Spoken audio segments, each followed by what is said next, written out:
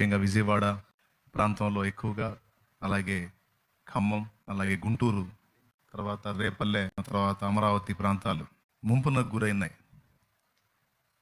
చూడండి ఎలాగా ఆ నీళ్ళలో కొట్టుకుని పోతున్న పరిస్థితి ఉంది చూడండి. నిన్న విజయవాడ వెళ్ళటం జరిగింది. నేను కొంతమందితో కలిసి కొన్ని ప్రాంతాలు తిరిగాం. కొన్ని ప్రాంతాలకి వెళ్ళే పరిస్థితి లేదు.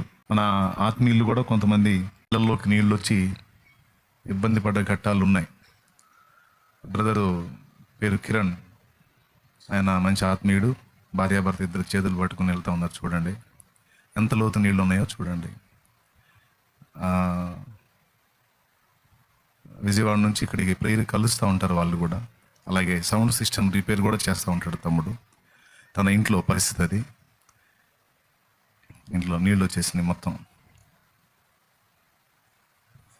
ఇప్పటికీ కొన్ని ప్రాంతాల్లో నీళ్ళు అలానే ఉన్నాయి. మళ్ళీ వర్షం ఉందనేది వాతావరణ హెచ్చరిక. ఇవే కాదు, ఇంకా మరికొన్ని ప్రాంతాలు ఇంకా నీళ్ళల్లోనే ఉన్నాయి. మీరు చూడొచ్చు. అది ప్రకాశం బ్యారేజ్ డ్యామేజ్ అయింది అక్కడ కొంచెం ఆ బోట్ల వల్ల.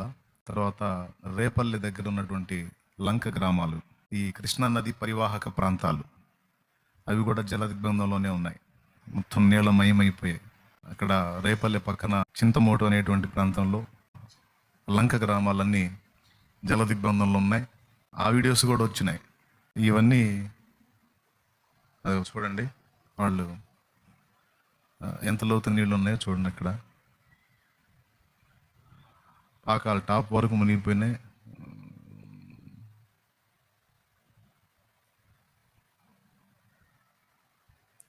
చూడొచ్చు. ఇదంతా ఎందుకు చూపిస్తున్నా అంటే కొంచెం ప్రార్థన చేస్తారు. అలాగే కొంచెం నీళ్లు తీస్తే మనం ఏదన్నా వాళ్ళకి చేయదగ్గ సాయం చేయడానికి మన వంతు మనం ప్రయాసపడవచ్చు. ఎందుకంటే అన్నీ కోల్పోయి ఉన్నారు చాలామంది. దాదాపు దశాబ్దాల తర్వాత ఇంత భయంకరంగా నదులు పొంగటం అనేది జరిగింది. చూడండి, స్లాబ్ మట్టం వచ్చేసినాయి చూడండి నీళ్ళు. పక్కన బిల్డింగ్ స్లాబ్ మట్టం వచ్చినాయి నీళ్ళు.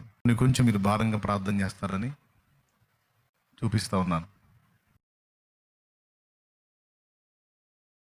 సో ప్రేయర్ చేయండి.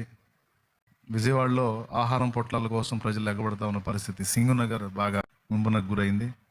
వన్ టౌన్ చాలా ప్రాంతాలు ముంపునకు గురయ్యాయి. పైనుంచి ఆహార పొట్లాలు అందించే పరిస్థితి డ్రోన్ల ద్వారా. అంటే కిందకి దిగడానికి లేదు. ఇక టెక్నాలజీ ఎంత అభివృద్ధి చెందినా సమస్యను చెప్పగలిగేది, కానీ దాన్ని ఆపే శక్తి మాత్రం ఏ టెక్నాలజీకి లేదు. దేవుడు జోక్యం చేసుకొని మన యందు కనికరం చూపి జన నష్టం జరగకుండా, మరి దేవుడు దాన్ని కంట్రోల్ చేయకపోతే ఎన్ని ప్రాణాలు పోతాయో కూడా తెలియని పరిస్థితి. విజయవాడలో కొన్ని ఇళ్ళు అయితే కొండలు కానుకొని సగం కొండ కట్టేసి ఉన్నారు. కొండ చర్యలు విరిగి పడి కొంతమంది ప్రాణాలు కోల్పోయిన పరిస్థితి కూడా మనం చూసాం. అది భూకంపం, వరదలు రెండిటి వల్ల కూడా దానికి ఎక్కువ డ్యామేజ్ ఉంటుంది, ప్రమాదం ఉంటుంది. ప్రార్థన చేయండి.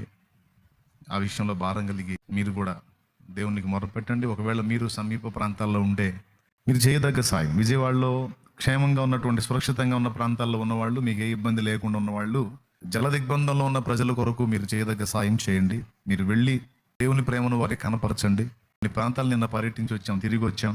వెళ్ళడానికి కూడా లోపలికి వెళ్ళలేని పరిస్థితి ఉంది. దేవుని చిత్తం అయితే మళ్ళీ ఒక రౌండ్ మళ్ళీ వెళ్ళాలి. అది విజయవాడలో ఉండి లైవ్ ఫాలో అవుతున్న వాళ్ళు మీరు చేయదగ్గ సాయం, జల దిగ్బంధంలో ఉన్న ప్రజల దగ్గరికి వెళ్ళి, మీకు దగ్గరే కాబట్టి వెళ్ళి మీరు చేయదగ్గ సాయం అందించడానికి మీ వంతు ప్రయత్నం, దేవుని ప్రేమ చూపండి. దేవుడు తప్పకుండా మిమ్మల్ని కనికరిస్తాడు, దీవిస్తాడు. ఆ విషయాన్ని కూడా దృష్టిలో పెట్టుకోవాలి. ఖమ్మం కూడా చాలా వరకు జల దిగ్బంధంలో ఉండిపోయింది.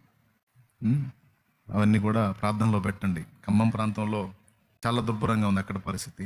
తెలంగాణ రాష్ట్రానికి సంబంధించిన విషయం అనుకోవద్దు. తెలంగాణ కూడా మన దేశంలో ఒక రాష్ట్రం. ఇప్పుడు కేరళలో వయనాడు విలయం జరిగినప్పుడు ఎంత బాధపడ్డామో, మరి ఇక్కడ కూడా పరిస్థితి కనపడుతుంది. అంత ప్రాణ నష్టం అంతగా జరగకపోయినా కొంతైనా నష్టం జరిగింది. చూడండి, ఇది ఖమ్మం ప్రాంతమే కదా.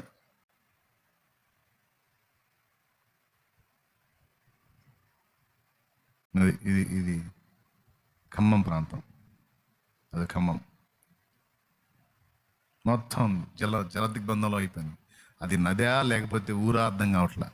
మరి కొంచెం కాలం గడిస్తే కానీ ఆ నీళ్లు తీసినాక ఎవరున్నారు, ఎవరు కొట్టకపోయారు, ఎన్ని నీళ్ళు ఉన్నాయి, ఎన్ని పడినాయి, ఏందనేది బయటకు వచ్చింది. కేంద్ర గవర్నమెంట్ దీని దృష్టిలో తీసుకొని రాష్ట్ర గవర్నమెంట్స్కి ఆర్థికంగా తోడ్పాటు అందించాలి. దానికోసం కూడా ప్రేయర్ చేద్దాం.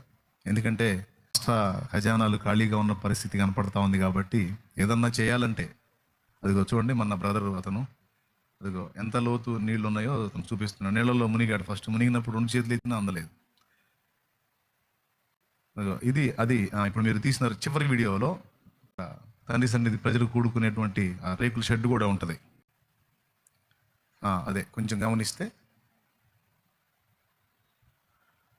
చూడండి, అది మనం కూడుకునే షెడ్, మన బిడ్డలు కూడుకునే షెడ్. అది మీకు వెనక బ్యాక్గ్రౌండ్ కనపడింది చూడండి.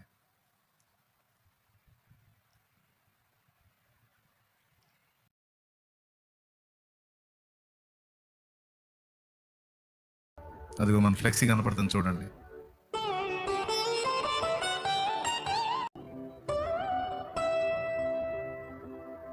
అన్ని నీళ్ళు ఉన్నాయన్నమాట.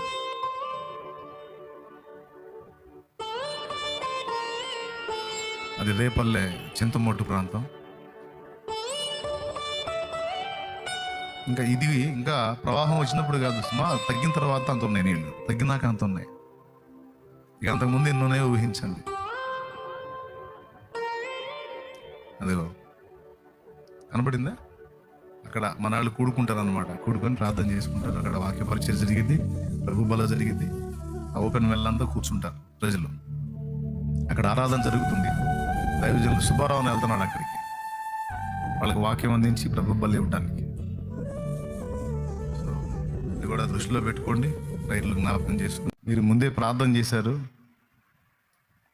మళ్ళొకసారి మనఃపూర్వకంగా ప్రార్థన చేస్తారని ప్రేమతో మిమ్మల్ని కోరుకుంటా ఉన్నాను. మీరు చేయదగ్గ హెల్ప్, సమీప ప్రాంతాల్లో ఇబ్బంది పడుతున్న వాళ్ళకి చేయదగ్గ సాయం తప్పనిసరిగా చేయండి. మేము బాగానే ఉన్నాగా, పోయేది వాళ్ళే వేరేగా అనుకోవద్దు. ఖమ్మంలో ఉన్న వాళ్ళైనా, నన్ను వెంబడించేటువంటి బిడ్డలు గురైన ప్రాంతాలను దర్శించి అక్కడ ఉన్న బిడ్డలకి చేయదగ్గ సాయం చేయండి. విజయవాడలో ఉన్న ప్రజలు, తండ్రి సన్నిధి ఫాలోవర్స్ ఎవరైతే ఉన్నారో, తండ్రి సన్నిధి ఫ్యామిలీ, అక్కడ ఉన్న బిడ్డలకి మీరు చేయదగ్గ హెల్ప్ చేయండి. ఒకవేళ మీరు అలాగా హెల్ప్ చేసి ఏదన్నా వీడియోలు పెట్టగలిగితే అవి చూసి మేము కూడా సంతోషిస్తాం. మరి కొంతమంది ప్రోత్సహించబడటానికి వాటిని కూడా టెలికాస్ట్ చేయడానికి ఇష్టపడతాం ప్రభుత్వం అయితే. మేము ఈ ప్రాంతాలకు వెళ్ళాం, ఇదిగో మేము తండ్రి సన్నిధి ఫ్యామిలీకి చెందిన వాళ్ళు, ఇదిగో మేము కూడా వెళ్ళి మా వంతు మేము చేసామనేది మీరు చేస్తుంటే ఆ ఫొటోస్ కూడా మీరు మాకు పెట్టొచ్చు.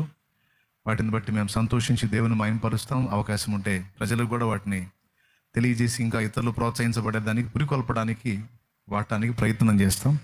దృష్టిలో పెట్టుకొని మీరు ముఖ్యంగా అంటే ఎక్స్పోజింగ్ కోసం కాకపోయినా ముందు ప్రజలకు హెల్ప్ చేయాలన్న దృక్పథంతో చేయండి. ఈ కృప మనందరికీ తోడై ఉండును గాక.